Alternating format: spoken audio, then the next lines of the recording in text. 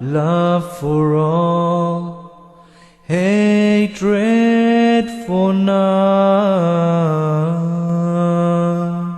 The following program is sponsored by the Ahmadiyya Muslim Jamaat, Germany.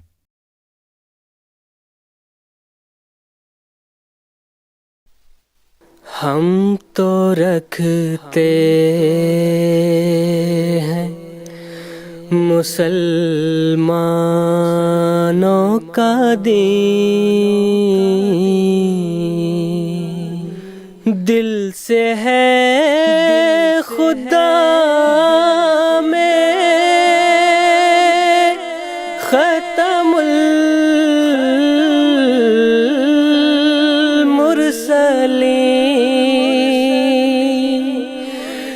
دل سے ہے خدا میں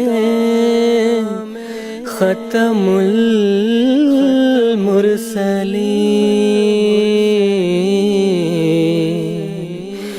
ختم المرسلین۔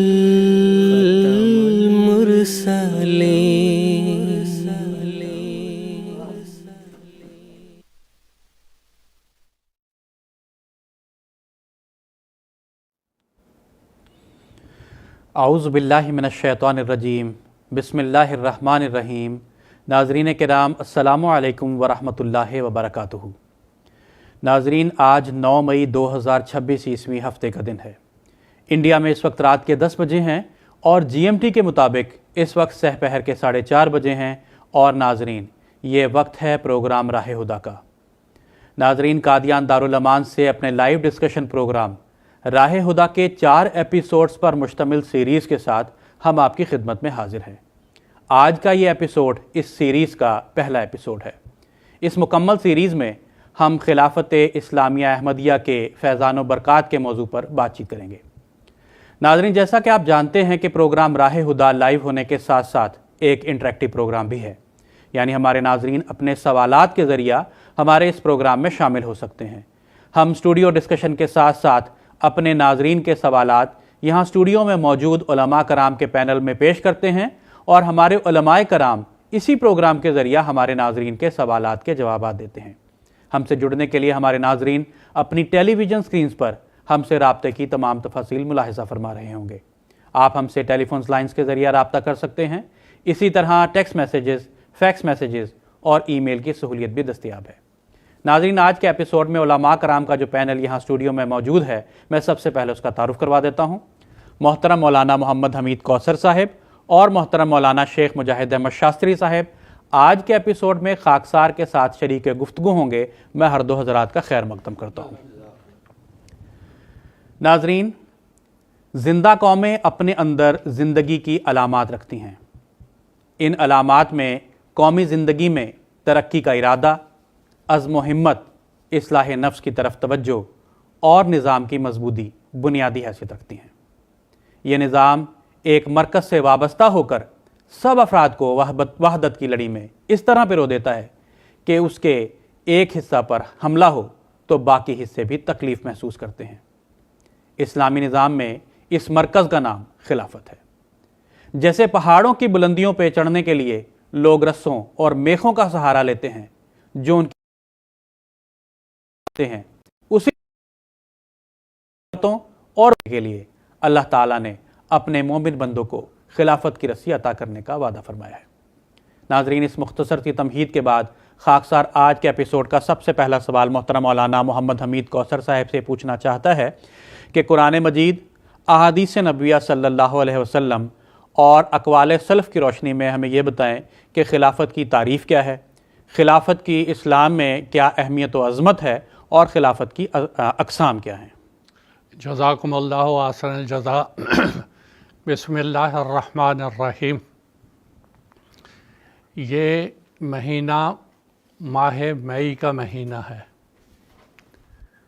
اسی مہینے میں سیدنا حضرت محمد مصطفیٰ صلی اللہ علیہ وسلم کی 26 مئی 632 میں وفات ہوئی تھی، اور 27 مئی 632 میں حضرت خلیفۃ المسیح حضرت ابو بکر رضی اللہ تعالیٰ عنہ وہ پہلے خلیفہ راشد منتخب ہوئے تھے۔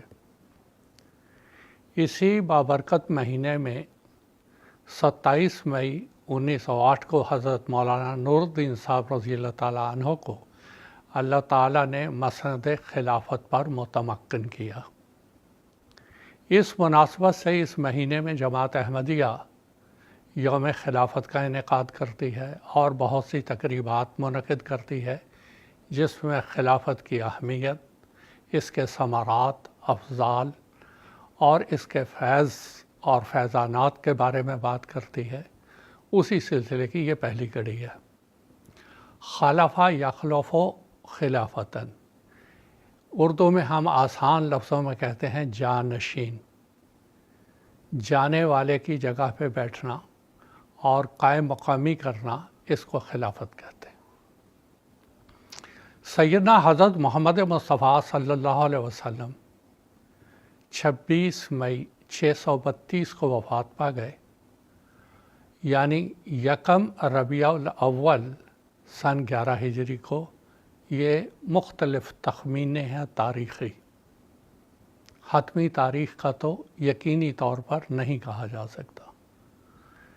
جب حضور صلی اللہ علیہ وسلم کی وفات ہو گئی تو حضرت ابو بکر رضی اللہ تعالیٰ عنہ مدینہ میں نہیں تھے۔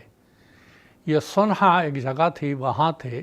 جب ان کو اطلاع ہوئی یہ فوراً مدینہ واپس آئے، اور جیسے ہی آئے تو دیکھا مسجد نبوی میں سارے مسلمان اکٹھے ہیں اور حضرت عمر رضی اللہ تعالیٰ عنہ تقریر کر رہے ہیں۔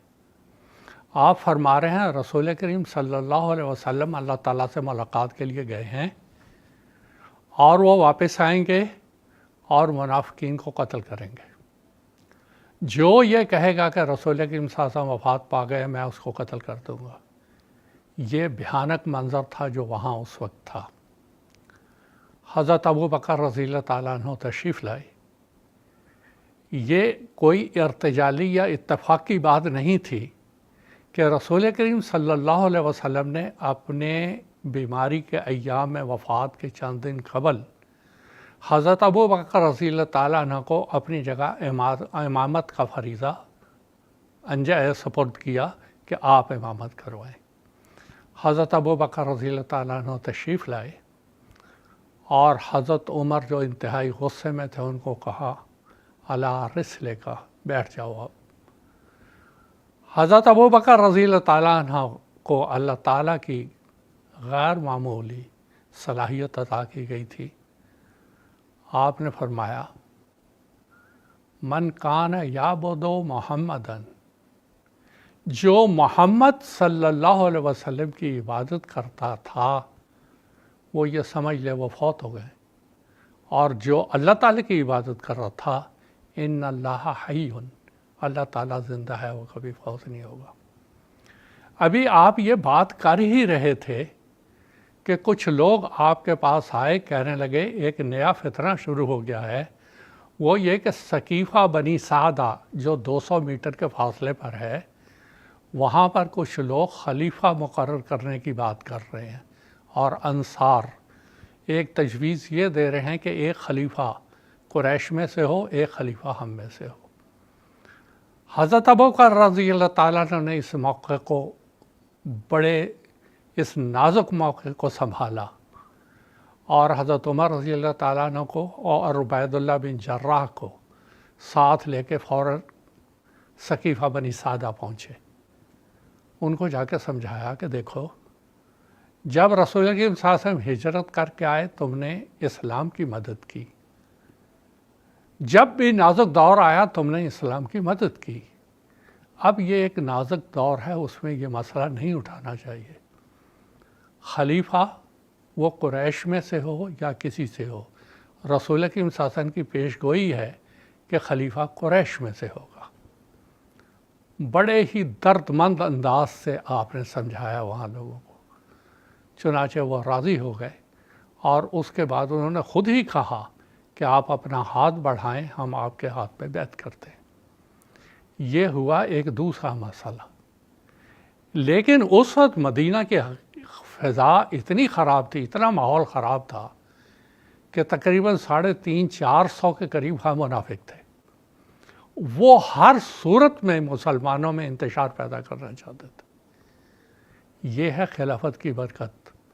حضرت ابو بکر رضی اللہ تعالیٰ عنہ کھڑے ہوئے اور سب کو سمجھایا۔ آپ نے فرمایا دیکھو رسول کریم صلی اللہ علیہ وسلم نے فرمایا ہے من ماتا و لیسا فی عنقہ بیعۃ ماتا میتۃ جاہلیہ، جو اس حال میں مرا کہ اس کی گردن کسی بیعت کرنے والے کی بیعت میں نہیں ہے، وہ جاہلیت کی موت مرا۔ انما الامام جنۃ، امام ایک ڈھال ہوتا ہے، اس کے پیچھے رہ کے قومیں لڑا کرتی ہیں اور فتنوں کا مقابلہ کیا کرتی ہیں۔ اب جب اللہ تعالیٰ نے مجھے اس مقام پہ کھڑا کیا ہے، میری بیعت کرو۔ چنانچہ کثیر تعداد نے آپ کی بیعت کی اور آپ کے پیچھے وہ آئے، اور اس کے ساتھ ہی مدینہ میں اور اس کے ارد گرد ایک نیا فتنہ شروع ہو گیا، ارتداد کا فتنہ، اور وہ بھی حضرت ابو بکر رضی اللہ تعالیٰ عنہ نے خداداد صلاحیت کے تحت اس کو روکا۔ تو جب ہم خلافت کی بات کرتے ہیں تو رسول کریم صلی اللہ علیہ وسلم کی وفات کے بعد ہی حضرت ابو بکر رضی اللہ تعالیٰ عنہ وہ واحد شخص تھا جس نے کہ اس سارے موقع کو سنبھالا، مسلمانوں کو انتشار سے بچایا، اور جب ارتداد کا فتنہ شروع ہوا، زکوٰۃ نہ دینے کا فتنہ شروع ہوا، آپ نے اس موقع کو بھی سنبھالا اور لوگوں کو بتایا کہ یہ طریقہ درست نہیں۔ یہاں ایک بات میں عرض کرنا چاہتا ہوں، ابھی میں نے صحیح مسلم کی ایک حدیث پڑھی، من ماتا و لیسا فی عنقہ بیعۃ ماتا میتۃ جاہلیہ، کہ جس نے کسی کی بیعت نہیں کی وہ جاہلیت کی موت مرا، اور سب نے حضرت ابو بکر رضی اللہ تعالیٰ عنہ کی بیعت کی۔ اس زمانے میں جو نئے فتنے غیر احمدیوں میں پیدا ہوتے ہیں اور نئے وسافظ پیدا ہوتے ہیں، وہ کہتے ہیں مسلمانوں کو بیعت کرنے کی ضرورت نہیں، مسلمانوں کو امام مہدی علیہ السلام کی بیعت کرنے کی ضرورت نہیں، یا حضرت خلیفۃ المسیح خامس اید اللہ تعالیٰ بن العزیز کی بیعت کرنے کی ضرورت نہیں۔ یہ ایک وسوسہ ہے جو پیدا کیا جاتا ہے۔ ان کو بڑے ادب سے میں کہتا ہوں، یا جو سنتے ہیں ان کو کہتا ہوں، حضرت ابو بکر کے عہد میں، عہد مبارک میں سارے کے سارے مسلمان تھے، انہوں نے افضل الرسل سیدنا محمد صلی اللہ علیہ وسلم کے دستے مبارک پہ بیعت کی ہوئی تھی۔ اس کے باوجود جب حضور کی وفات ہو گئی، حضرت ابو بکر رضی اللہ تعالیٰ عنہ نے ان کی بیعت لی۔ آج بھی جب مسلمان یہ کہتے ہیں تو حضرت مرزا غلام احمد صاحب کی بیعت کرنا وہ ضروری ہے، حضرت خلیفۃ المسیح خامس اید اللہ تعالیٰ بن العزیز کی بیعت کرنا ضروری ہے، جیسے حضرت ابو بکر رضی اللہ تعالیٰ عنہ کی بیعت کی گئی۔ اور رسول کریم صلی اللہ علیہ وسلم نے فرمایا اذا رأیتموہ فبایعوہ، جب تم اس کو دیکھنا تم اس کی بیعت کرنا۔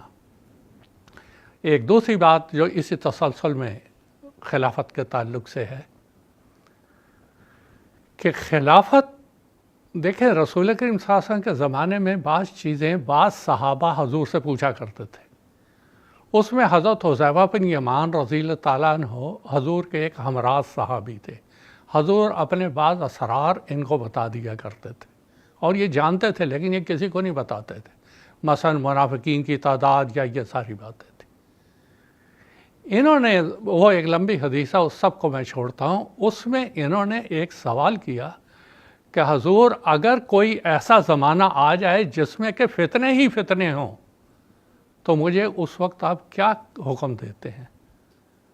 حضور نے فرمایا تلزم جماعت المسلمین و امامہم، کہ اے حذیفہ، اور حذیفہ کی وساطت سے ہر مسلمان کو حضور کی یہ نصیحت ہے کہ تو مسلمانوں کے امام اور ان کی جماعت کو لازم پکڑ لینا۔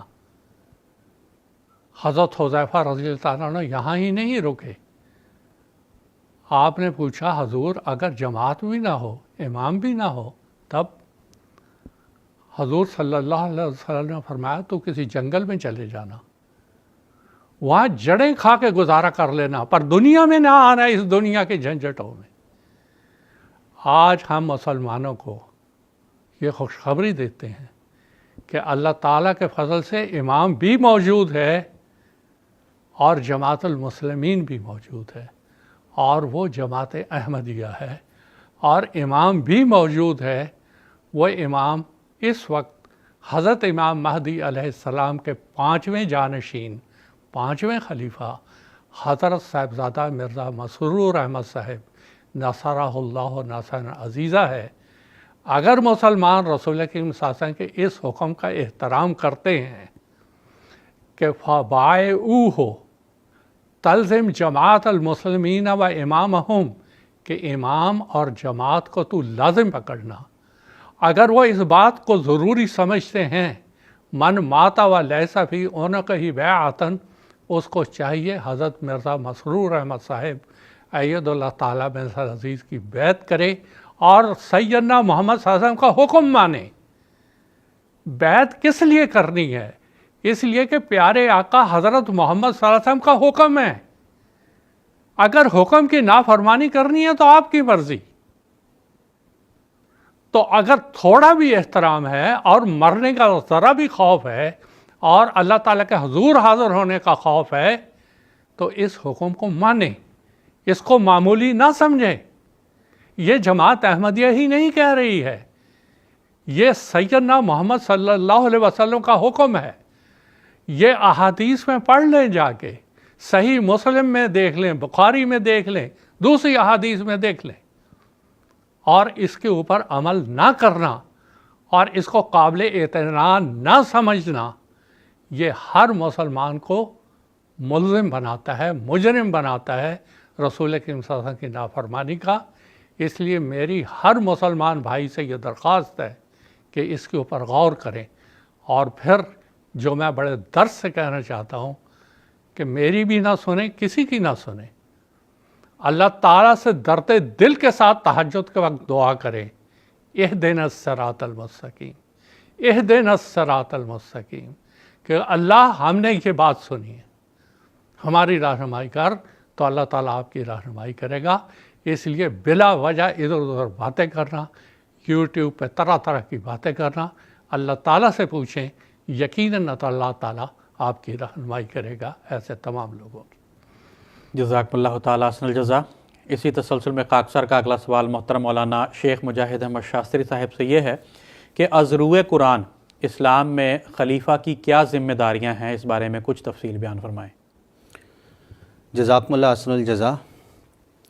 دنیا میں اس وقت مختلف قسم کے حکومتی نظام قائم ہیں، بعض جمہوریت کے ہیں، بعض ڈکٹیٹرشپ کے ہیں، وغیرہ وغیرہ۔ لیکن نوع انسان میں اس رائج الوقت نظام سے ہٹ کر ایک ایسا آسمانی نظام بھی ہے جو بندوں کی ضرورت کے لیے خدا تعالیٰ نے آسمان سے جاری کیا ہے۔ میری مراد اس نظام سے نظام خلافت ہے۔ اس کا تفصیلی ذکر اللہ تعالیٰ نے قرآن مجید میں سورہ النور کی آیت نمبر 56 میں بیان فرمایا ہے۔ یہ جو اسلامی نظام خلافت ہے، یہ ایک عجیب و غریب اور عدیم المثال نظام ہے۔ یہ نظام موجودہ سیاست کی اصطلاح میں نہ تو پوری طرح جمہوریہ نظام کے مطابق ہے اور نہ ہی اس کو موجودہ زمانے کے ڈکٹیٹرشپ نظام کے ساتھ تشبیہ دی جا سکتی ہے، بلکہ یہ ان کے دونوں کے درمیان بین ایک تیسرا نظام ہے۔ خلافت کے نظام کو دیگر نظاموں کے اوپر جو فوقیت حاصل ہے، وہ اس کو جو جدا کر دیتی ہے ان سے، وہ اس کا دینی منصب ہوتا ہے۔ اور خلیفہ صرف ایک انتظامی افسر ہی نہیں ہوتا، بلکہ خلیفہ جانشین ہوتا ہے، قائم مقام ہوتا ہے نبی کا، اسی لیے اس کو ایک روحانی مقام حاصل ہوتا ہے، اور نبی کے جس قدر بھی کام ہوتے ہیں وہ سارے کے سارے خلافت کے ذریعہ سے جاری و ساری ہو جاتے ہیں۔ اس مختصر تمہید کے بعد اب ہم دیکھتے ہیں، قرآن مجید پہ غور و فکر کرتے ہیں کہ خلیفہ کے کیا کام قرآن مجید نے بیان کیے۔ چنانچہ جب ہم قرآن مجید کا مطالعہ کرتے ہیں تو ہم پاتے ہیں کہ اللہ تعالیٰ نے انبیاء کے بارے میں تفصیلاً کیا کام بیان فرمائے ہیں، کیونکہ خلیفہ تو نبی کا ہی قائم مقام ہے۔ جب نبی کے کاموں کے ہمیں علم ہو جائے گا تو اس کے بعد وہی کام اس کے خلیفہ کی طرف بھی منتقل ہو جاتے ہیں۔ چنانچہ سورہ الجمعہ میں حضرت صلی اللہ علیہ وسلم کو مخاطب کرتے ہوئے آپ کے بارے میں خبر دیتے ہوئے اللہ تعالیٰ نے تفصیلاً بیان فرمایا ہے کہ هو الذی بعث فی الامیین رسولا منہم یتلو علیہم آیاتہ ویزکیہم ویعلمہم الکتاب والحکمہ، سورہ الجمعہ آیت نمبر 3۔ اس آیت مبارکہ میں حضرت صلی اللہ علیہ وسلم کے 4 کاموں کے بارے میں تفصیل سے اللہ تعالیٰ نے بیان فرمایا ہے۔ پہلا کام کیا ہے؟ آیات کی تلاوت کرنا۔ دوسرا کام کیا ہے؟ تزکیہ نفس کرنا۔ تیسرا کام کیا ہے؟ کتاب کا علم سکھانا۔ اور چوتھا کام کیا ہے؟ کتاب کا نہ صرف علم سکھانا بلکہ اس کے ساتھ اس کی حکمت بھی سکھانا۔ یہ چاروں کے چاروں کام، یہ چاروں کی چاروں اہم ذمہ داریاں نبی کی وفات کے بعد خلیفہ کی طرف منتقل ہو جاتی ہیں۔ اور اصل میں ایک ایسا الہی نظام ہے جو انبیاء کے ذریعے سے جاری ہوتا ہے۔ اللہ تعالیٰ جب بنی نوع انسان کو ضلالت اور گمراہی میں دیکھتا ہے تو اس کی صفت رحمانیت کے تحت وہ اپنے انبیاء کو بھیجتا ہے۔ اس کا جو یہ سلسلہ شروع ہوتا ہے جس کے ذریعے سے فیض، برکتیں، رحمتیں اور خدا تعالیٰ کی توحید کا قیام ہوتا ہے، وہ صرف ایک مختصر وقت کے لیے نہیں ہوتا کہ نبی جو ایک بشری زندگی رکھتا ہے اس کے ساتھ ہی وہ کلوز ہو جائے، وہ ختم ہو جائے، بلکہ اللہ تعالیٰ نبی کی وفات کے بعد ایسا انتظام کرتا ہے کہ وہ تمام برکات، وہ تزکیہ نفوس کرنا، وہ قرآن کی حکمت سکھانا، اس کی تلاوت، اس کے آداب سکھانا، ایسے لوگوں کے ذریعے سے اس کا تسلسل جاری کر دیتا ہے تاکہ کوئی زمانہ برکات رسالت سے محروم نہ رہ جائے۔ بانی جماعت احمدیہ سیدنا حضرت اقدس مسیح موعود علیہ الصلوۃ والسلام اسی حوالے سے ایک مقام پہ بیان فرماتے ہیں۔ آپ بتاتے ہیں خلیفہ در حقیقت رسول کا ذل ہوتا ہے، چونکہ کسی انسان کے لیے دائمی طور پر بقا نہیں، لہٰذا خدا نے ارادہ کیا ہے کہ رسول کے وجود کو جو تمام دنیا کے وجودوں سے اشرف و اولیٰ ہیں، ذلی طور پر ہمیشہ کے لیے تا قیامت رکھے۔ سو اس غرض سے خدا تعالیٰ نے خلافت کو تجویز کیا تا دنیا کبھی اور کسی زمانہ میں برکات رسالت سے محروم نہ رہے۔ تو یہ ہے وہ بنیادی فلسفہ یا بنیادی نقطہ کہ خلافت ان کاموں کو، ان ذمہ داریوں کو جو نبی کے پر عائد ہوتی ہیں اس کی وفات کے بعد دنیا میں جاری و ساری کرتی چلے جاتی ہے۔ اور اس کا تفصیل کے ساتھ سورہ النور آیت 56 میں اللہ تعالیٰ نے تفصیلاً اس کو بیان فرمایا ہے۔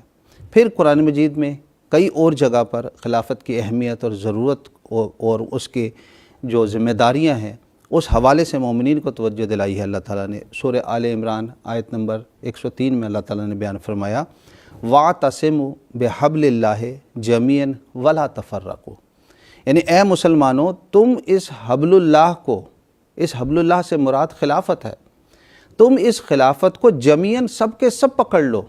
اس کا نتیجہ کیا ہوگا؟ وَلَا تَفَرَّقُوا، تم تفرقہ سے، اختلافات سے بچ جاؤ گے۔ آج آپ غور کر لیں کہ امت مسلمہ پر پوری دنیا پہ نظر ڈال لیں، مختلف انتشارات ہمیں نظر آ رہے ہیں، کہیں مسلکی انتشارات ہیں، کہیں پر فرقہ واریت چل رہی ہے، کہیں پر کوئی اور معاملات ہیں۔ ان سب سے اگر بچنا ہے تو ایک ہی بنیادی طریقہ ہے جو قرآن مجید نے بیان فرمایا ہے، وہ ہے کہ اس وقت جو خلافت اللہ تعالیٰ کی پیشگوئیوں کے مطابق، حضرت صلی اللہ علیہ وسلم کے وعدوں کے مطابق جاری ہوئی ہے، یعنی خلافت احمدیہ، اس کی بیعت کی جائے۔ اور اس کے اس وقت 5ویں قدرت ثانیہ کے مظہر ہمارے پیارے حضور حضرت مرزا مسرور احمد صاحب خلیفۃ المسیح الخامس اید اللہ تعالیٰ بنصر عزیز موجود ہیں۔ پھر خلافت کی ذمہ داریوں میں سے ایک بڑا کام یہ ہو جاتا ہے کہ خلافت کے ذریعہ اشاعت اسلام ہوتی ہے۔ اور آپ اس حوالے سے تاریخ کا بھی مطالعہ کر لیں، تاریخ کو جتنا آپ پڑھیں گے آپ دیکھیں گے کہ خلافت راشدہ کے 30 سال کے عرصے میں جس طرح اسلام کی اشاعت ہوئی، کیا وہ فقہی لحاظ سے ہو، کیا وہ زمانے کے علاقے کے حساب سے ہو، یا استحکام دین کے لحاظ سے ہو، دین کے ہر ایک شعبے کے اندر اللہ تعالیٰ نے اس خلافت کے راشدہ کے ذریعے سے استحکام پیدا کیا اور اس کی اشاعت ہوتی چلی گئی۔ یہی نمونہ ہمیں بانی جماعت احمدیہ سیدنا حضرت اقدس مسیح موعود علیہ الصلوۃ والسلام کی وفات کے بعد جو خلافت جاری ہوئی ہے اس خلافت کے ذریعے بھی ظاہر ہو رہا ہے۔ چنانچہ 27 مئی 1908 سے لے کر آج تک کا جو آپ زمانہ دیکھ لیں، یہ 137 سال تقریباً یہ زمانہ بن جاتا ہے۔ اس زمانہ میں کوئی ایک بھی شعبہ آپ دیکھ لیں، ہر ایک شعبے میں جماعت احمدیہ کی تدریجی ترقیات ہمیں نظر آتی ہے۔ چاہے مالی شعبہ لے لیجئے، چاہے اشاعت اسلام کے حوالے سے آپ کوئی بات لے لیجئے، چاہے قرآن کی اشاعت کے حوالے سے کوئی بات لے لیجئے، ہر ایک میدان میں جماعت ترقی کر رہی ہے۔ اور یہ خلیفہ کی جو سچی ذمہ داریاں ہیں، اس سے جو گائیڈ لائن ہمیں ملتی ہے، اسی کے نتیجے میں دنیا میں ظاہر و باہر ہو رہا ہے۔ پھر خلافت کے اور جو ذمہ داریاں ہیں، ان کے اندر اقامت شریعت ہے، یعنی شریعت کے احکام کا قیام کرنا، عدل قائم کرنا، پھر معاشرے میں قیام امن کو قیام کر دینا، یعنی جو لوگ بھی خلیفہ وقت کے ساتھ جڑ رہے ہیں یا جو جماعت بھی جڑ رہی ہے، ان کے اندر عدل قائم ہو جائے۔ بس آخری بات جو میں خلافت کی ذمہ داریوں کے حوالے سے بیان کرنا چاہتا ہوں، وہ یہ ہے کہ خلیفہ وقت کی ذات تمام ماننے والوں کے لیے، جو اس کی پیروی کر رہے ہیں، جو اس کی بیعت میں ہے، رات دن ان کے لیے دعاؤں میں مشغول رہتی ہے۔ اور یہ ایک بہت بڑا انعام ہے جو خلیفہ کے ذریعہ سے ظاہر ہوتا ہے۔ ایک انسان خود دعا کرتا ہے، لیکن اس کی دعا میں وہ تاثیر نہیں ہوتی۔ جب اللہ تعالیٰ کی طرف سے چنا ہوا بندہ اس کے لیے دعا کرتا ہے، تو پھر اللہ تعالیٰ اس بندے کے ذریعہ سے اپنی قبولیت کے نشانات ظاہر کرتا ہے۔ یہی وجہ ہے کہ ہمارے پیارے آقا حضرت خلیفۃ المسیح الخامس اید اللہ تعالیٰ بنصر العزیز مختلف مقامات میں کئی بار بیان کر چکے ہیں کہ میں احباب جماعت کے لیے بکثرت دعائیں کرتا ہوں۔ ایک موقع پر حضور بیان فرماتے ہیں، جماعت احمدیہ کے افراد ہی وہ خوش قسمت ہیں جن کی فکر خلیفہ وقت کو رہتی ہے۔ کوئی مسئلہ بھی دنیا میں پھیلے ہوئے احمدیوں کا، چاہے وہ ذاتی ہو یا جماعتی، ایسا نہیں جس پر خلیفہ وقت کی نظر نہ ہو، اور اس کے حل کے لیے وہ عملی کوشش کے علاوہ اللہ کے حضور جھکتا نہ ہو، اس سے دعائیں نہ مانگتا ہو۔ دنیا کا کوئی ملک نہیں جہاں رات سونے سے پہلے چشم تصور میں نہ پہنچتا ہوں، اور ان کے لیے سوتے وقت بھی اور جاگتے وقت بھی دعا نہ ہو۔ بس مختصر یہ کہ قرآن مجید نے جو خلافت کا نظام جاری کیا ہے اور جو خلیفہ کی ذمہ داریاں قرآن مجید نے عائد کی ہیں، اس کی بنیاد یہ ہے کہ جو بھی نبی کے کام ہیں، ان کاموں کا تسلسل آگے بڑھ جائے۔ انہی کاموں میں تمکنت دین بھی ہے، انہی کاموں کے اندر خوف کا امن کی حالت میں تبدیل ہونا ہے، انہی کاموں کے اندر اشاعت دین بھی ہے، اور انہی کاموں کے اندر اقامت شریعت بھی ہے، اور یہ خلیفہ کی بنیادی ذمہ داریوں میں آ جاتا ہے۔ جزاکم اللہ۔ جزاکم اللہ تعالیٰ حسن الجزا۔ ناظرین، ہمارے پروگرام میں ایک ٹیلی فون کالر جڑ چکے ہیں۔ امریکہ سے مکرمہ سیدہ افراح حکیم صاحبہ اس وقت ہمارے ساتھ ٹیلی فون لائن پر موجود ہے۔ آئیے ہم ان کا سوال سن لیتے ہیں۔ السلام علیکم ورحمۃ اللہ، مکرمہ سیدہ افراح حکیم صاحبہ۔ وعلیکم السلام ورحمۃ اللہ وبرکاتہ۔ بسم اللہ الرحمن الرحیم۔ سب سے پہلے میں سیدنا حضرت خلیفۃ المسیح کی خدمت میں بڑے ادب و احترام کے ساتھ السلام علیکم ورحمۃ اللہ وبرکاتہ عرض کرتے ہوئے دعا کی درخواست کرتی ہوں۔ مولانا صاحب، میرا سوال یہ ہے کہ حضرت خلیفۃ المسیح الرابع رحمہ اللہ نے فرمایا کہ نظام خلافت نظام محمد ہے، اس پیغام کو ہم ساری دنیا میں کس طرح پھیلا سکتے ہیں؟ پلیز تشریح کیجیے، جزاک اللہ۔ جزاک اللہ۔ میں محترم مولانا محمد حمید کوثر صاحب سے درخواست کرتا ہوں کہ اس سوال کا جواب دیں۔ نظام خلافت، نظام محمد، نظام قرآن، نظام اسلام، یہ ساری ایک ہی بات کے کئی رخ ہیں جو کیے جا سکتے ہیں۔ اب ان کا سوال یہ ہے کہ پھیلایا کیسے جائے۔ یہ ابھی ہم بیٹھے ہوئے ہیں تو یہ ہم اسی کو پھیلا رہے ہیں، اسی کو دنیا میں بتا رہے ہیں کہ اگر امن قائم ہو سکتا ہے تو وہ خلافت کے دائرے کے اندر آنے سے ہی ہو سکتا ہے۔ ابھی میں نے ایک حدیث سنائی، انما الامام جنۃ، امام جو ہوتا ہے وہ ڈھال ہوتا ہے، اور ڈھال کے پیچھے رہ کے ہی دشمن کی سازشوں سے بچا جا سکتا ہے۔ جس وقت ہم دشمن کہہ رہے ہیں تو دشمن سے مراد صرف توپ، بندوق اور تلوار لینے والا دشمن نہیں، شیطان بھی دشمن ہے۔ इंसान का नफ्स अमारा भी दुश्मन है। ये सारे वो दुश्मन हैं जो इंसान को उसकी रूहानियत से दूर करते हैं। अब आप देखें कि हज़रत खलीफतुल मसीह ख़ाम सय्यदुल्लाह ताला बिन अज़ीज़ आजकल जो ख़ुतबात इरशाद फरमा रहे हैं कि ताल्लुक़ बिल्लाह को कैसे कायम करना है, अल्लाह से कैसे करीब होना है। अब ये तमाम ख़ुतबात पिछले आप 6-7 ख़ुतबात ले लें और अभी हालिया ख़ुतबात ले लें, ये दुनिया को समझाएं। आप सवाल कर रही हैं कि कैसे दुनिया के साथ आपको बैठना होगा।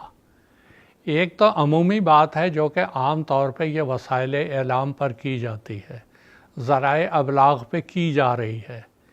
एक है बैठ के समझाना कि अल्लाह ताला की ज़ात है क्या चीज़।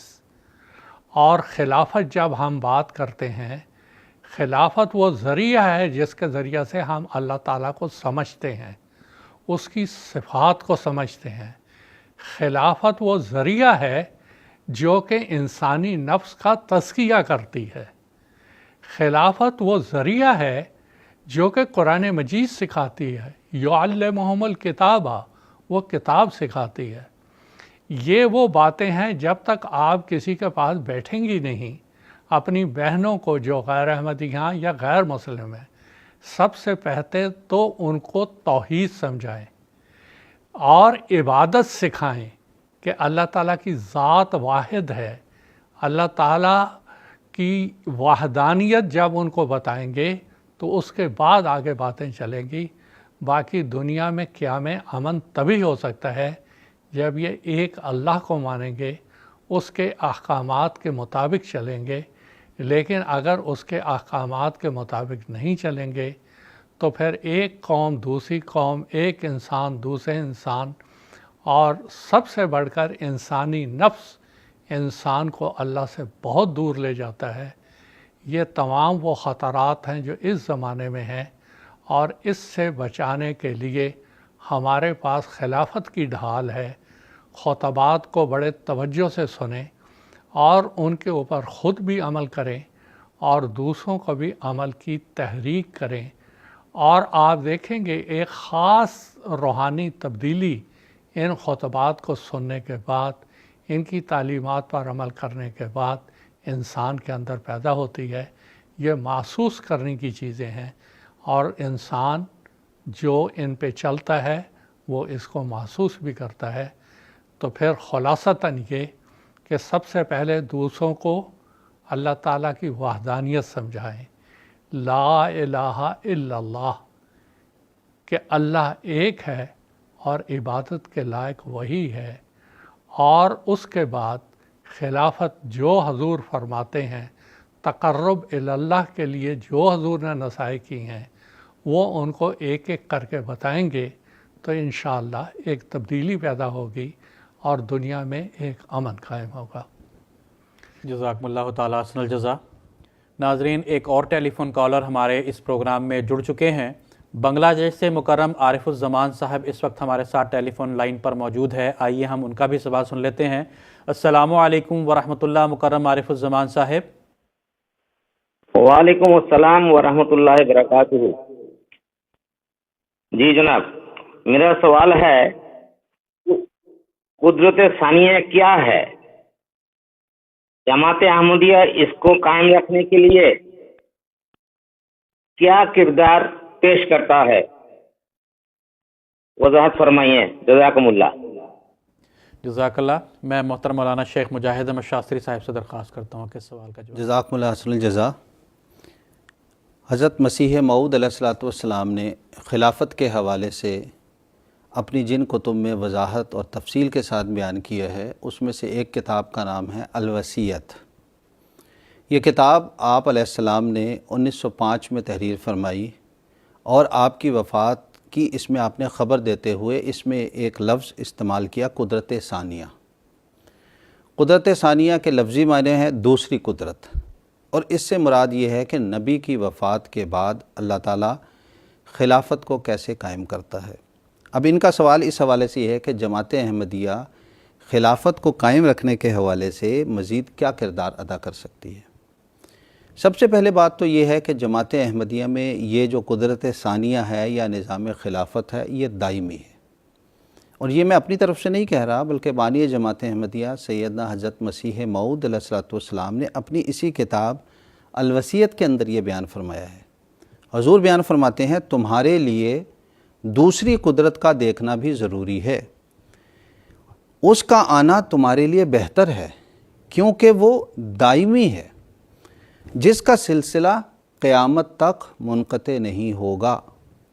اب یہ دائمی سلسلہ ہے، اس کے دوام کے لیے ہمارا کیا کردار ہو سکتا ہے، یہ ہے اصل سوال۔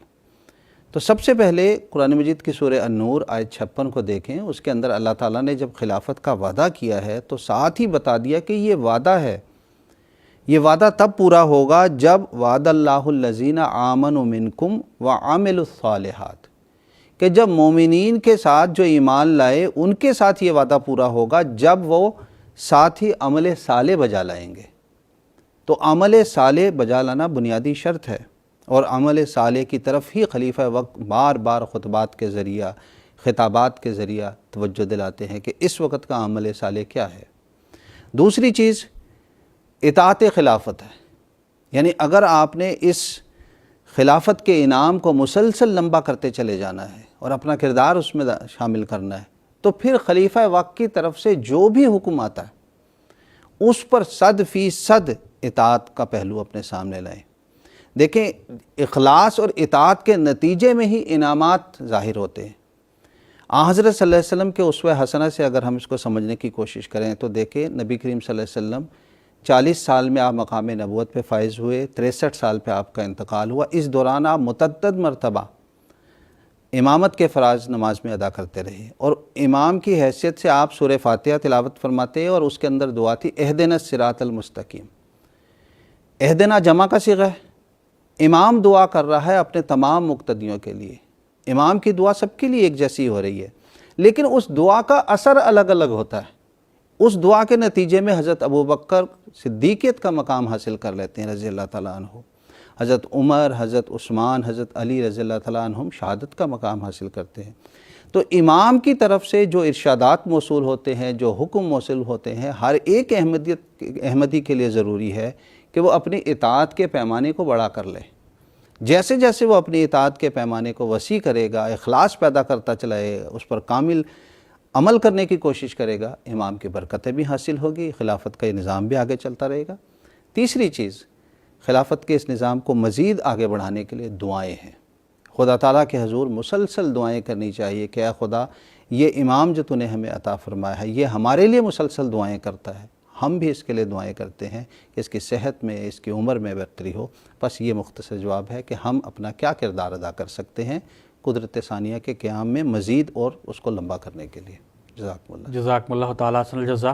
پروگرام کو آگے بڑھاتے ہوئے خاکسار کا اگلا سوال محترم مولانا محمد حمید کوثر صاحب سے یہ ہے کہ اللہ تعالیٰ جب یہ فرماتا ہے کہ لَيَسْتَخْلِفَنَّهُمْ فِي الْأَرْضِ، یعنی اس میں وہ یہ اللہ تعالیٰ یہ وعدہ کرتا ہے کہ وہ خود خلافت کا قیام کرے گا، یعنی کہنے کا مطلب یہ ہے کہ اللہ تعالیٰ ہی خلیفہ بناتا ہے۔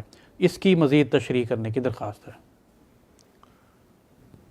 سورہ نور کی یہ آیت ہے وعد اللہ الذین آمنوا منکم وعملوا الصالحات لیستخلفنہم فی الارض۔ اللہ نے تم میں سے ایمان لانے والوں اور مناسب حال عمل کرنے والوں سے وعدہ کیا ہے کہ وہ ان کو زمین میں خلیفہ بنا دے گا، زمین میں خلیفہ بنا دے گا۔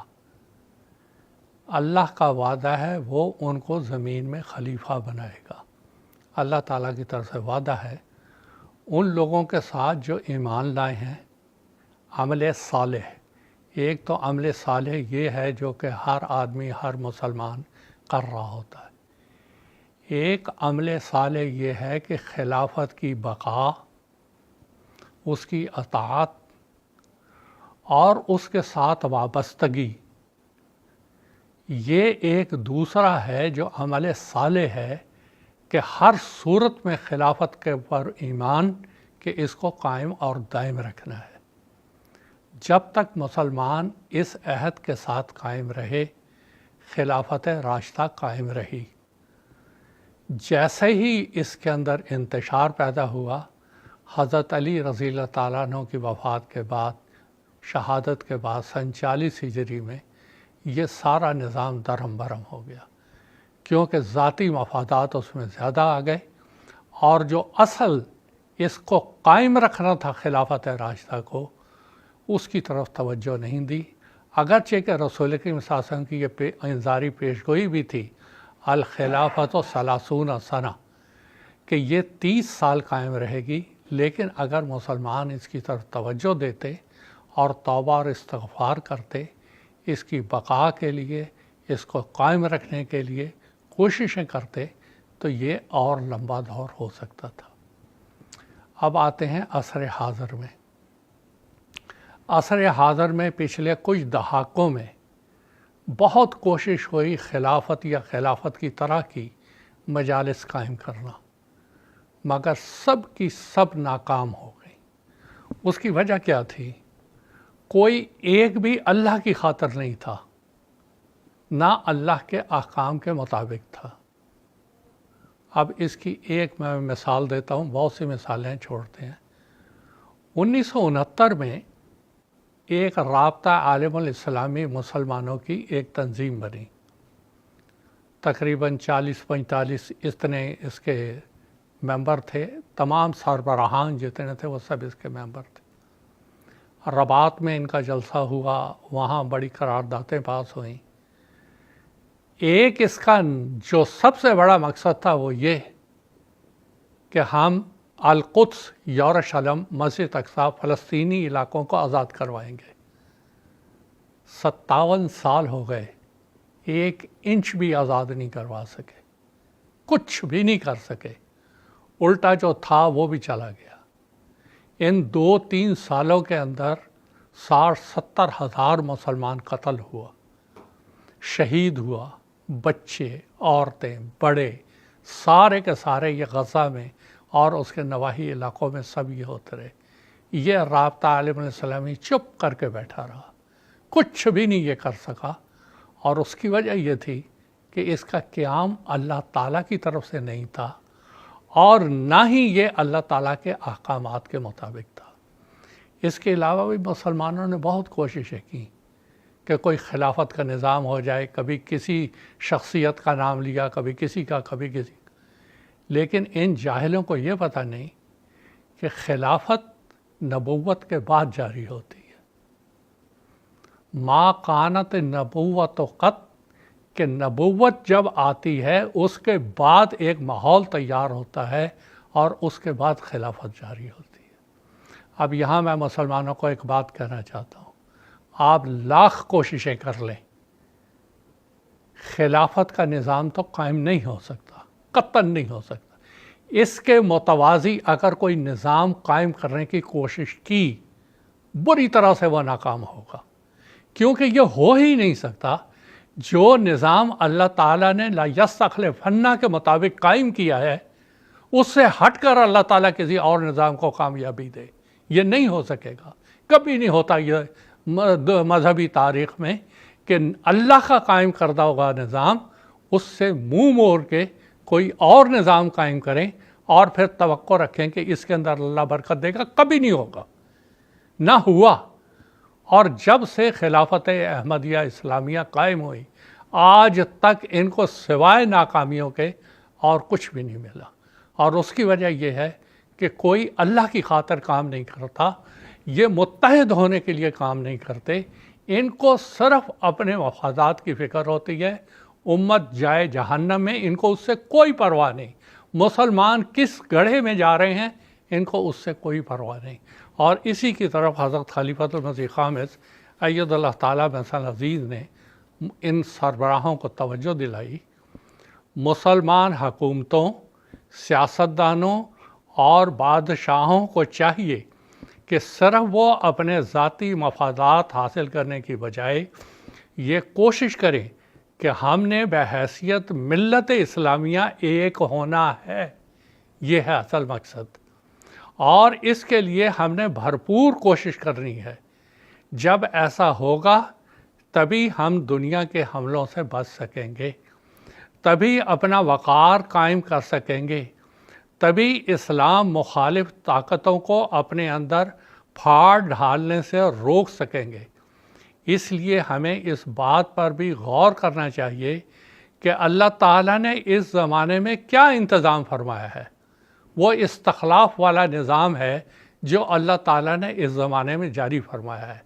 وہ کون سا الہی انتظام ہے جس پر اگر ہم عمل کریں یا اس کو مانیں تو ہم ان باتوں سے بچ سکتے ہیں اور ایک ملت واحدہ بن سکتے ہیں۔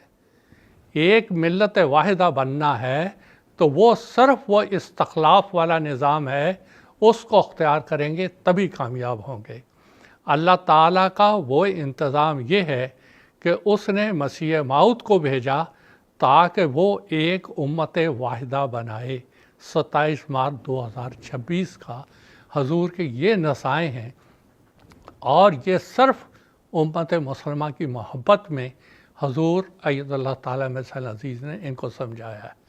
اب رہا سوال یہ کہ اللہ تعالیٰ نے قرآن مجید میں خلیفہ کے رسول کے بارے میں فرمایا اِنَّ صَلَاتَكَ سَكَنٌ لَهُمْ، کہ اے رسول جب تو ان کے لیے دعا کرتا ہے وہ ان کے لیے باعث تسکین بنتا ہے۔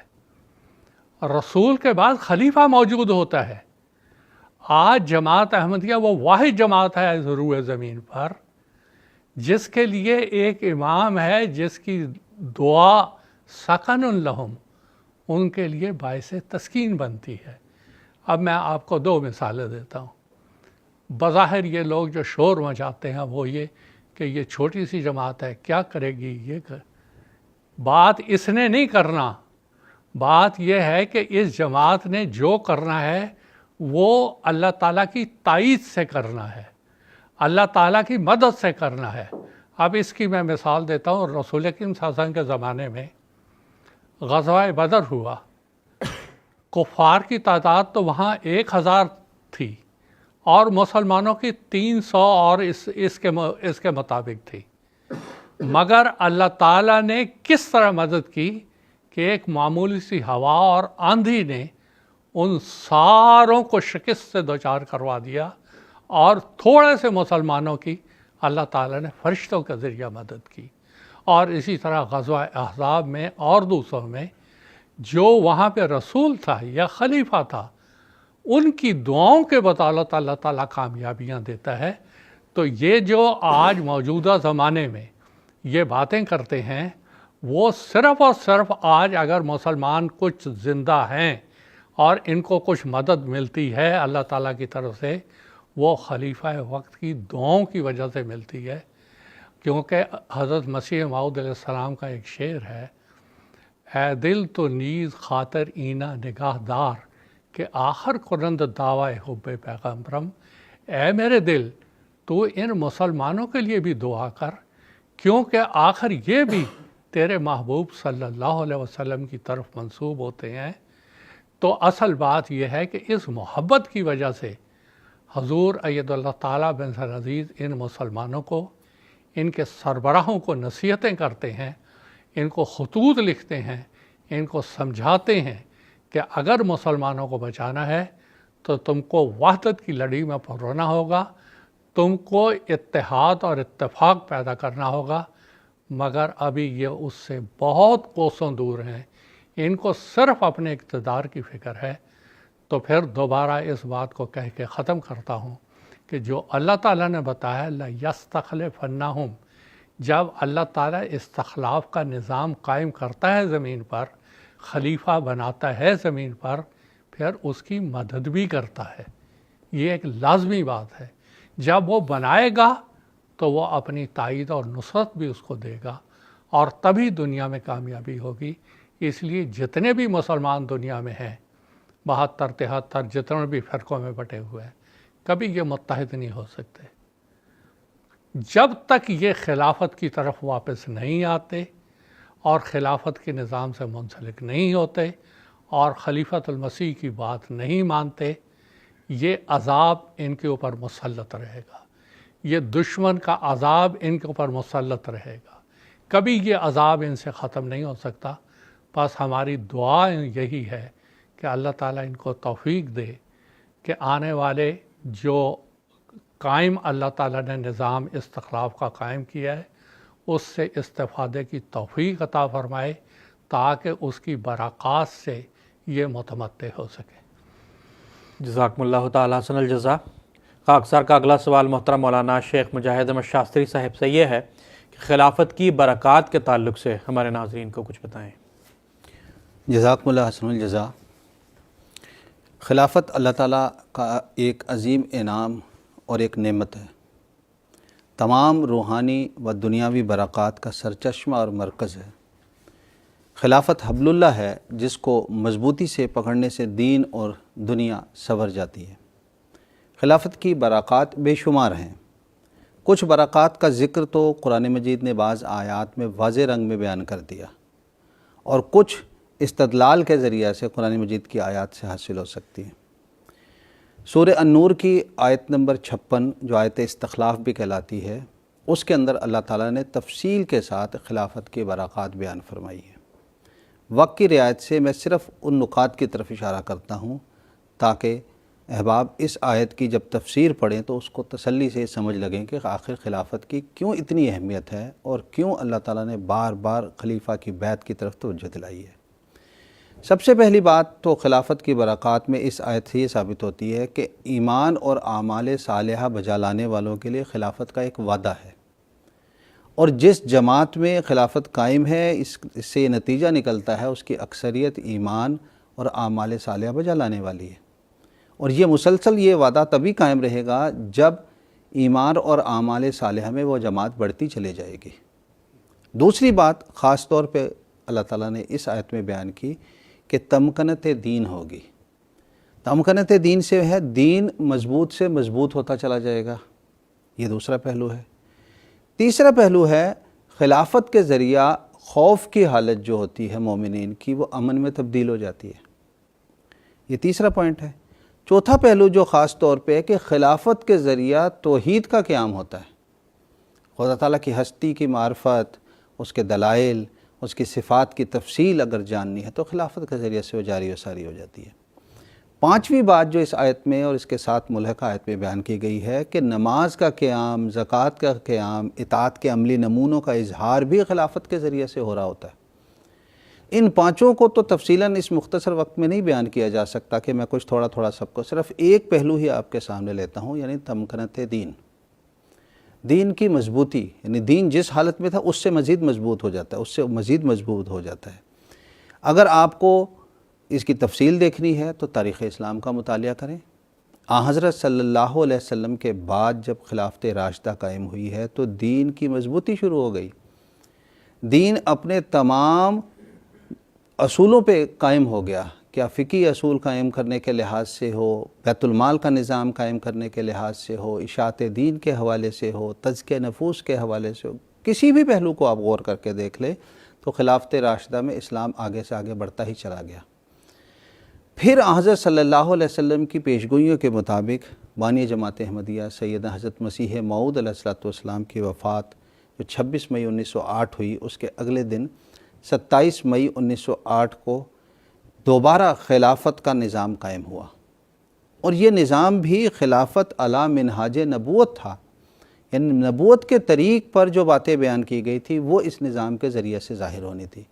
تو جیسے پہلے ادوار میں، پہلے زمانہ میں خلافت راشدہ کے وقت میں تمکنت دین ہوا، اس دور میں بھی اللہ تعالیٰ نے جماعت احمدیہ میں خلافت کا جو نظام قائم کیا اس کے ذریعہ سے دین مضبوط سے مضبوط ہوتا چلا گیا۔ اب اس کو اگر ہم بالکل آسان لفظوں میں سمجھنا چاہیں کہ عام ہمارے آدمی سمجھیں تو آج آپ غور کریے کہ احمدیہ مسلم جماعت میں جو بھی کام ہو رہے ہیں، جتنے بھی کام ہیں، وہ سب کے سب خلافت کی برکات کا ہی نتیجہ ہے۔ چاہے قرآن مجید کی دنیا کے مختلف زبانوں میں تراجم ہوں، اور الحمدللہ جماعت احمدیہ دنیا میں وہ واحد جماعت ہے جس نے سب سے زیادہ تقریباً 80 سے زائد زبانوں میں قرآن مجید کے تراجم کیے ہیں، یا دنیا کے مختلف بر اعظموں میں مسجدیں بنانے کے منصوبے ہوں، ساری دنیا میں مبلغین کو بھیجنا اور اسلام کی تبلیغ کرنا، یہ بھی خلافت کی برکات میں سے۔ MTA کا بابرکت نظام جو آج ساری دنیا میں جاری و ساری یہ بھی خلافت کے نظام میں سے ہے۔ بیت المال کا نظام ہو، قضا کا نظام ہو، شورا کی مجالس کا انعقاد ہو، غرض کہ جماعت احمدیہ میں جو کچھ بھی ہو رہا ہے وہ سب کا سب خلافت کی برکات سے ہی جاری ہے۔ اور دین کی مضبوطی پہ کہ اگر اس پہلو کو آپ لے لیں کہ صرف مالی قربانی کے ہی پہلو کو ہی لے لیں آپ، حضرت مسیح موعود علیہ السلام نے جب جماعت احمدیہ کی بنیاد رکھی یعنی 23 مارچ 1899 کو، اس وقت سے لے کے آج تک 137 سال کا عرصہ ہو چکا ہے۔ جماعتوں کی تاریخ میں ایک صدی کچھ بھی نہیں ہوتی، لیکن آپ اس وقت سے لے کے آج تک کا تجزیہ کر لیں، کوئی سال ایسا نہیں گیا جب جماعت احمدیہ کا مالی بجٹ پچھلے سال سے زائد نہ ہو۔ مسیح موعود علیہ السلام کے زمانوں میں احباب جماعت نے آنا دو آنا بھی قربانیاں کی، لیکن پھر اگلے سال قربانی میں مزید بڑھتے گئے۔ ان 100 سال میں آپ دنیا کی تاریخ پر غور کر کے دیکھ لیں، پہلی جنگ عظیم ہوتی ہے، دوسری جنگ عظیم ہوتی ہے، انفلوئنزا کی وبا آتی ہے، کرونا کی عالمی وبائیں آتی ہیں، لیکن ان سب کے باوجود بھی احباب جماعت کی مالی قربانیاں بڑھتی چلے جا رہی ہیں، اور ہر سال احباب جماعت دلی خوشی کے ساتھ دین کو مضبوط کرنے کے لیے مالی قربانیوں میں آگے بڑھ رہے ہیں۔ بس خلافت کی ہی یہ برکات ہیں جو دین کی آج ہمیں وقف جدید کی شکل میں نظر آتی ہیں، تحریک جدید کی شکل میں نظر آتی ہیں، یا جامعہ احمدیہ انٹرنیشنل کی شکل میں ہمیں نظر آتی ہے، یا جماعت کے تمام تعلیمی کارکردگیاں ہیں، یہ سب کی سب خلافت کی برکات کے حوالے سے۔ پھر اسی حوالے سے ہم دیکھتے ہیں کہ خلافت کا ایک پہلو یہ بھی ہوتا ہے کہ جماعت کے اندر یکجہتی اور اتحاد کا قائم کرنا ممکن ہی نہیں کسی بھی بڑے سے بڑے عالم کے لیے، کسی بڑے بڑے مفتی کے لیے، تنظیموں کے لیے کہ وہ عالم اسلام کے اندر اتحاد پیدا کر دے۔ خلافت کے ذریعہ ہی اللہ تعالیٰ اتحاد کو قائم کرتا ہے۔ اور آج آپ دیکھ لیں کہ ایک احمدی چاہے ایشیا کا ہو یا افریقہ کا ہو یا یورپ کا ہو، جب وہ دوسرے احمدی سے ملتا ہے تو ایک محبت اور یگانگت اس کے اندر پیدا ہو جاتی ہے، وہ اتحاد نمایاں نظر آتا ہے، صرف اپنوں کو نہیں غیروں کو بھی اس کو نظر آتا ہے۔ بس خلافت کے لیے سب سے زیادہ ضروری ہے اب ان احمدیوں کے لیے، ہم احمدیوں کے لیے، کہ ہم اس برکات کو مسلسل جاری رکھنے کے لیے دعائیں کرتے رہیں، اور دعاؤں کے ذریعہ خلیفہ وقت کی مدد کریں، اور دعاؤں کے ذریعہ ان برکات کے دائرے کو وسیع سے وسیع کرتے چلے جائیں۔ حضرت خلیفۃ المسیح الخامس ایدہ اللہ تعالیٰ بنصر عزیز اس حوالے سے ایک مقام پہ بیان فرماتے ہیں، ہر احمدی کو کوشش کرنی چاہیے کہ خلافت کے لیے دعائیں کرے تاکہ خلافت کی برکات آپ میں ہمیشہ قائم رہیں، اپنے اندر خاص تبدیلیاں پیدا کریں، پہلے سے بڑھ کر ایمان و اخلاص میں ترقی کریں۔ اب احمدیت کا علمبردار ہی ہے جو نیک اب احمدیت کا علمبردار وہی ہے جو نیک اعمال کرنے والا ہو اور خلافت سے چمٹا رہنے والا ہو۔ اللہ تعالی ہم سب کو خلافت کی برکات سے مستفیض ہونے کی توفیق عطا فرمائے، اور اس پروگرام کے ذریعے سے میں تمام عالم اسلام کی خدمت میں درخواست کرتا ہوں کہ وہ خدا را غور و فکر کریں، دعائیں کریں، اور اس خلافت کی قدر کریں اور اس کی بیعت میں شامل ہوں۔ جزاکم اللہ۔ جزاکم اللہ تعالیٰ حسن الجزا۔ ناظرین، اس کے ساتھ ہی ہمارے آج کے اس ایپیسوڈ کے اختتام کا وقت ہوا چاہتا ہے۔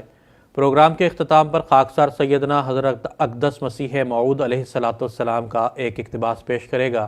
حضرت مسیح موعود علیہ السلام فرماتے ہیں، اے عزیزو، جبکہ قدیم سے سنت اللہ یہی ہے کہ خدا تعالیٰ دو قدرتیں دکھلاتا ہے تا مخالفوں کی دو جھوٹی خوشیوں کو پامال کر کے دکھلا دے، سو اب ممکن نہیں ہے کہ خدا تعالیٰ اپنی قدیم سنت کو ترک کر دے، اس لیے تم میری اس بات سے جو میں نے تمہارے پاس بیان کی غمگین مت ہو، اور تمہارے دل پریشان نہ ہو جائیں، کیونکہ تمہارے لیے دوسری قدرت کا بھی دیکھنا ضروری ہے، اور اس کا آنا تمہارے لیے بہتر ہے، کیونکہ وہ دائمی ہے جس کا سلسلہ قیامت تک منقطع نہیں ہوگا، اور وہ دوسری قدرت آ نہیں سکتی جب تک میں نہ جاؤں، لیکن میں جب جاؤں گا تو پھر خدا اس دوسری قدرت کو تمہارے لیے بھیج دے گا جو ہمیشہ تمہارے ساتھ رہے گی، جیسا کہ خدا کا براہین احمدیہ میں وعدہ ہے۔